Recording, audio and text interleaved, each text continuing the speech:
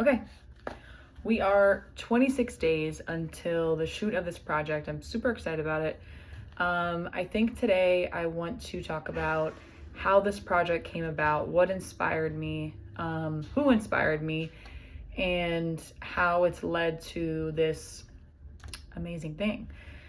So essentially, I've been very, very fortunate to meet a lot of amazing women and a lot of amazing women through my job. And I got out of a situation a couple months back, and the way that everybody rallied around me and just completely supported me and were there for me, and it didn't feel like I had to convince anybody of anything. And a lot of things that I was uncomfortable with talking about or telling anyone about, that I was kind of hiding for a while, of what was really going on in the situation. These women just opened me. Nobody was opening me. These women had open arms for me, and just really rallied around me, which was incredible. So it kind of stemmed from that and how supported I felt. And then I was like, it's funny to me that sometimes these men will do, and not just men, people do it, but let's be so for real. These men will do things and they think that women are not going to talk. They think that women are not going to tell each other what's really going on. And that's kind of really what happened. Is this person was trying to get ahead of the story before the story essentially came out, or the truth came out.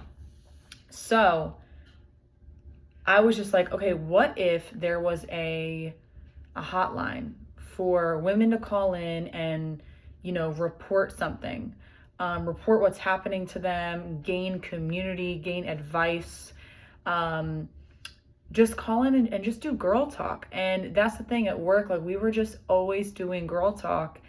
And I think growing up, I was raised around my aunts and cousins who were extremely negative, and they would kind of pit us against each other. And I don't think that they were always intentionally doing that.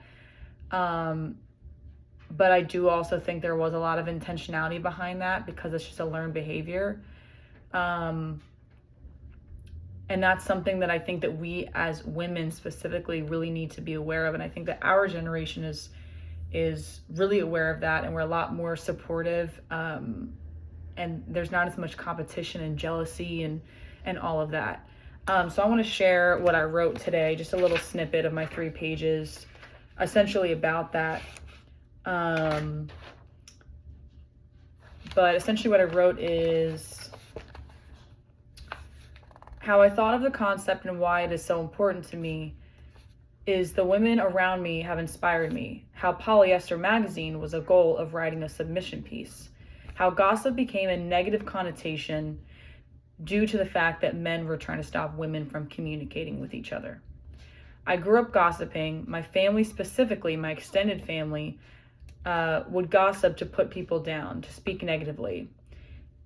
It was used as a form of manipulation, a way to mold someone's thoughts towards another person. My aunt specifically always talked poorly of my mother, poorly of women, especially my mother.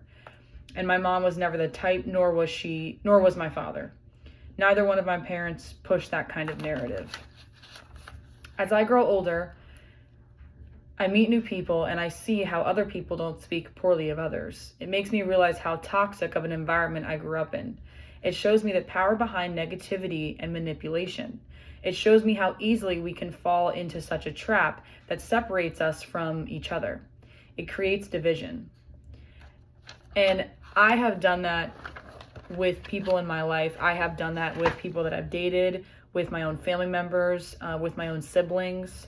I still catch myself sometimes doing it, and I think that is why this project is such a big thing for me, is I feel like I'm finally coming around full circle of not needing to do that. And I'm also, it's not coming as naturally anymore.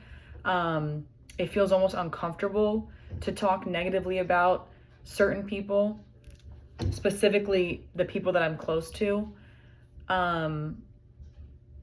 So yeah, that's essentially where this project came from. And I think that growing up and looking back at how divisive my extended family was when my family was going through a really hard time and we really needed to stick together, it caused a lot of division. I couldn't see it then. I think I did see it then, but I wasn't really strong enough to interfere it, I guess. And I think a lot of times we fight fire with fire, we fight division with division, and that's something that I'm really learning. So yeah, I'm just super excited about this project. I think that it will bring a lot of talk. It'll bring a lot of girl talk. If you haven't seen our little interview on Instagram, not little. If you haven't seen our interview on Instagram of Girl Talk, please go see it. It's been so fun. It's been so cool. And I think that the interviews have been really meaningful too, because it shows me that a lot of the questions that I'm asking, even though a lot of them are just like kind of silly and whatever, I feel like we're all on the same page. You know what I mean? Like for the most part, we're all kind of on the same page and we all just really want to feel supported, feel community, and feel seen. And I think that growing up as a young woman with older women, constantly moving through jealousy, moving through division, moving through hatred of other women, especially younger women, younger girls, it's just something that I think that we need to be very careful of, especially as a society. And that's obviously something learned that they had to learn through the older generations and whatnot.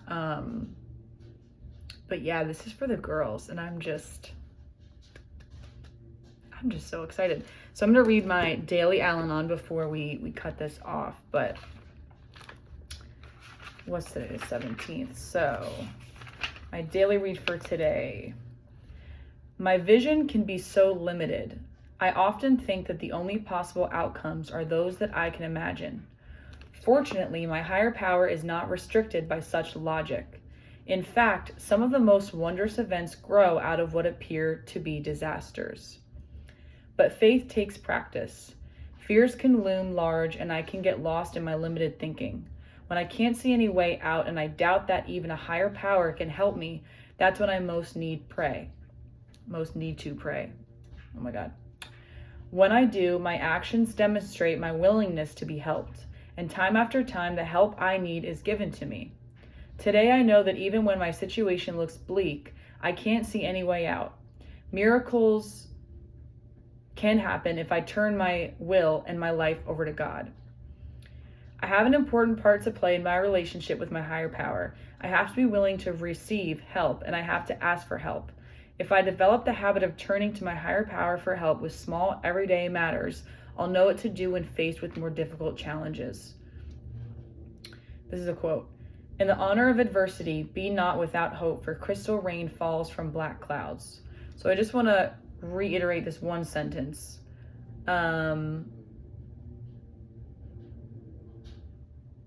Fortunately, my higher power is not restricted by such logic.